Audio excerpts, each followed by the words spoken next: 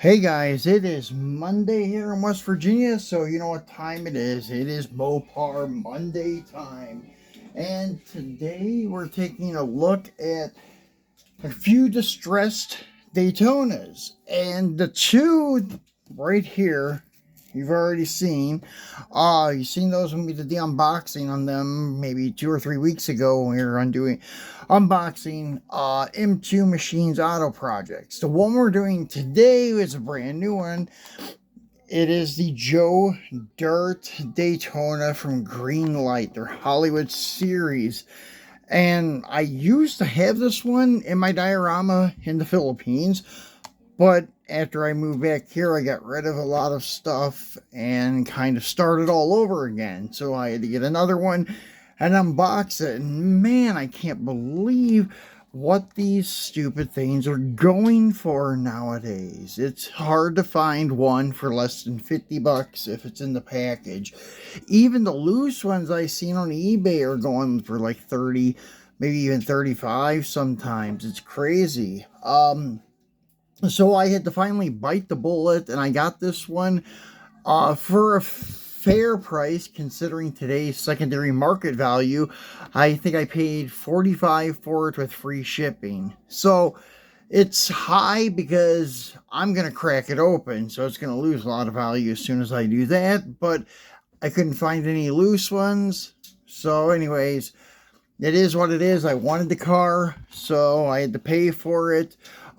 These junkyard cars are kind of pricey, some of them. Hard to believe, but they are. So, yeah, in this parking lot with the Motor Trend Charger from Hot Wheels RLC, the new Mischief Hot Wheels JDM four-door sedan looking car, and then some of these other Greenlight and M2 and Auto World cars are worth a lot of money, especially if I pull out the Christine that was the pre-restoration one and put out here. Then yeah, some of these are worth more than my really good looking cars. It's hard to believe, but anyways, it's just all about supply and demand, I guess. So this car here, we're going to crack open. Has really cool card art because it gives you like probably the most popular things here. Joe Dirt and his girlfriend and the dog that got his balls frozen to the porch. So, I can't remember her name. It's been a while since I seen the movie. But anyways, it was a great movie. Part 2 was not so great. And then on the back, this thing's a Hemi, and he always wanted a Hemi, and he got it at the end with that. I think it was like a '67 GTX convertible. And anyways, this just basically gives you the name of the movie again. Nothing about the movie. It just tells you where to find Greenlight online. Air licensing stuff for movies and for Dodge and all of that great stuff. And this is Hollywood Series 4. I think this car was only released one time. I don't recall it being released a second time, and I wish they would. They do that a lot with a lot of their cars, and I wish this would get released a second time. Same thing with the Supernatural Chevelle. I cannot find it for a reasonable price, and because their Chevelles, Greenlight Chevelles, are a little bit underscale. They don't fit in so well in like dioramas. I would not pay what they want for it because I'm going to put it in a diorama. Nowadays, that Chevelle's going for like between 30 and 40. If you're lucky, you may find one for 25, 30 bucks, but it's hard to even find them up for sale sometimes. So anyways, this pretty much looks nothing like the car from the movie. Hate to say it, but it's true. The front fender being blue, but a couple of the fender scoops here, I think we're missing one or both. And then the back end was jacked up. It had Kragers, I believe, on the back on some, like, I don't know, Pro Track tires or something like that, where they stuck out from underneath the car a little bit. And the interior, I believe, was like, maybe it's part of it was blue, but I just remember like all this like shag covered stuff in it, and then the little chain steering wheel and stuff like that. So yeah, I mean, it's better than nothing to represent it, but it probably would be easy to take the M2 one and make a good replica of Joe Dirt's car, like a spot on one. I seen that somebody did that on one of the Greenlight clubs, groups, I should say not clubs, but groups that I'm in on Facebook. They took the Greenlight one and modded it a little bit to make it look like the one from the movie, and they did a hell of a good job on it too. So this is it here. This is your Joe Dirt Daytona, and I was seeing if it was numbered. No, I don't think it is.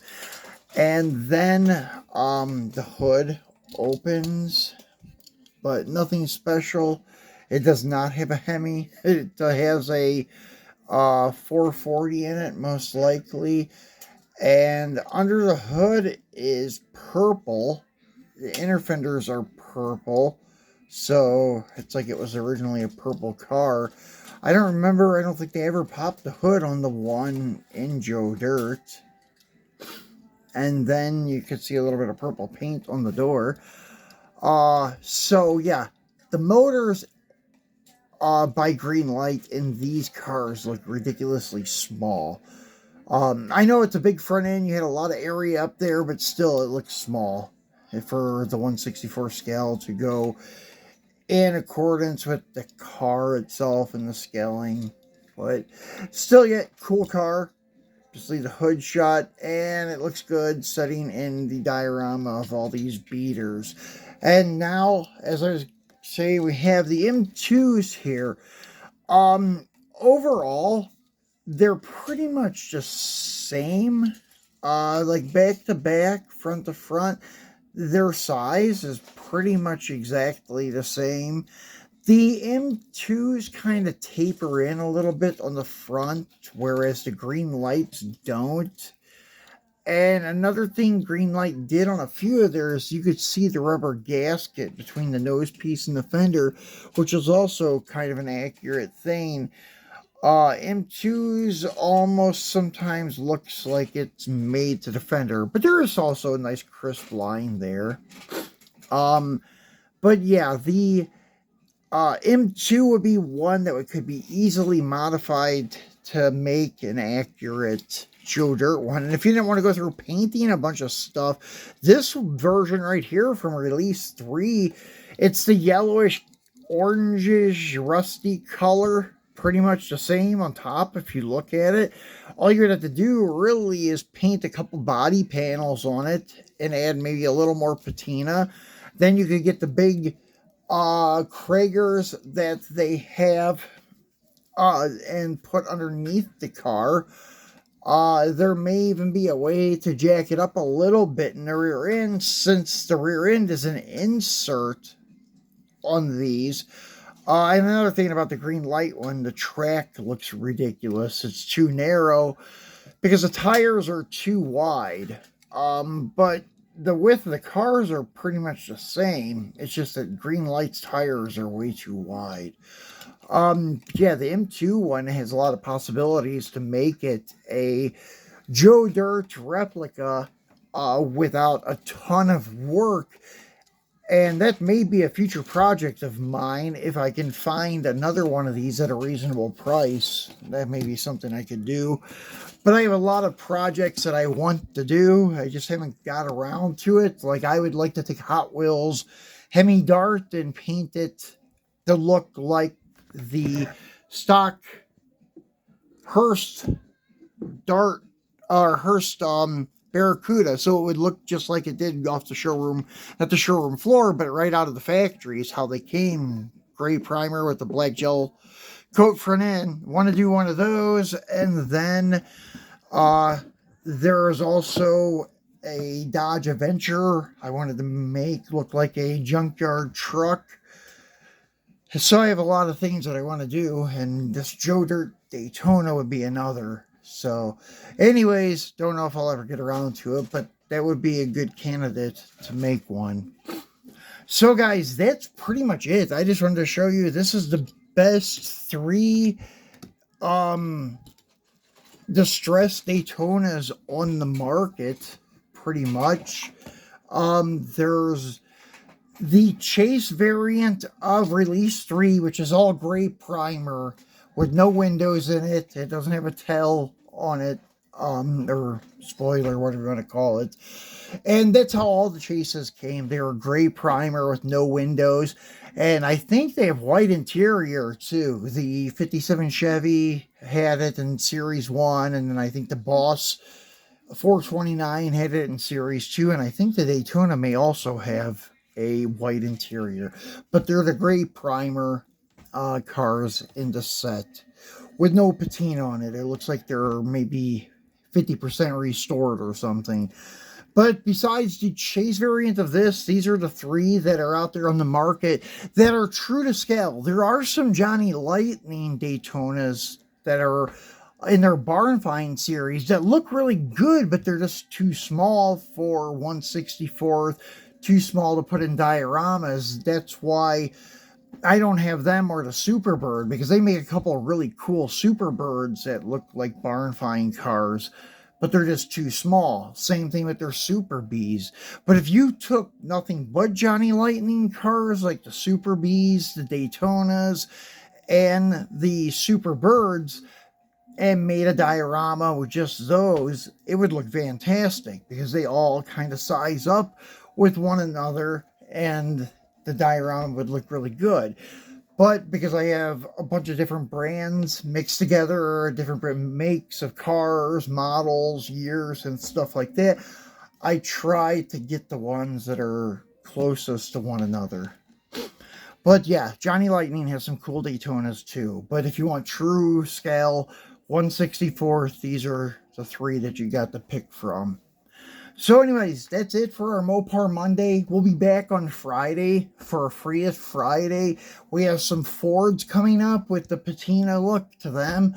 And then that will probably be our last group of patina barn find cars for a long time.